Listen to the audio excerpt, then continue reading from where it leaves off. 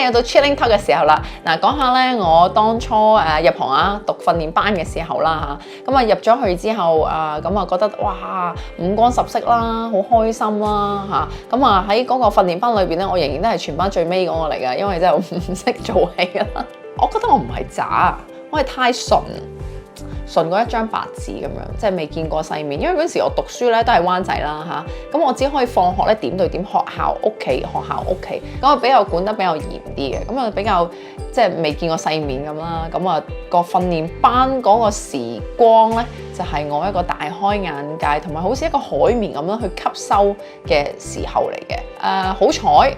咁因為嗰陣時訓練班啲同學咧，有啲都係即係可能未入圍嘅港姐啊，或者好似我咁樣即係落選港姐啊，同埋咧考入去訓練班嘅，即係我哋而家都有嗰個 group chat 啊，去傾偈啊，聯絡咁樣嘅，都好融洽嘅大家都。咁我嗰陣時咧都幾迷茫嘅，因為真係做戲真係實在太唔掂啦，我都俾人哋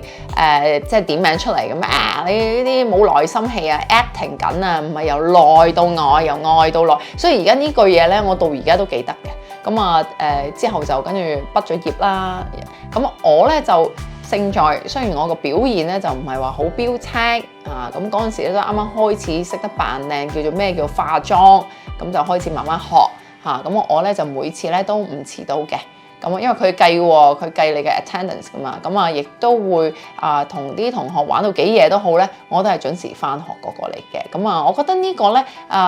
對我嘅將來做嘢嗰陣時對我將來做嘢嚟講咧，我覺得係一個好好嘅一個嘅啟發同埋一個好開始啊！因為已經即係而家我諗翻我自己已經原來咧嗰陣時我有一個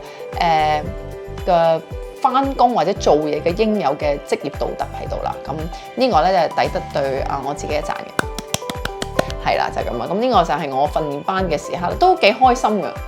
因為啲同學成日都帶我出去玩同埋出去食咧。即係試咗好多啲唔同嘅嘢咯，即係覺得原來個世界係咁㗎咁樣咯，即係都幾得意嘅，就係咁啊。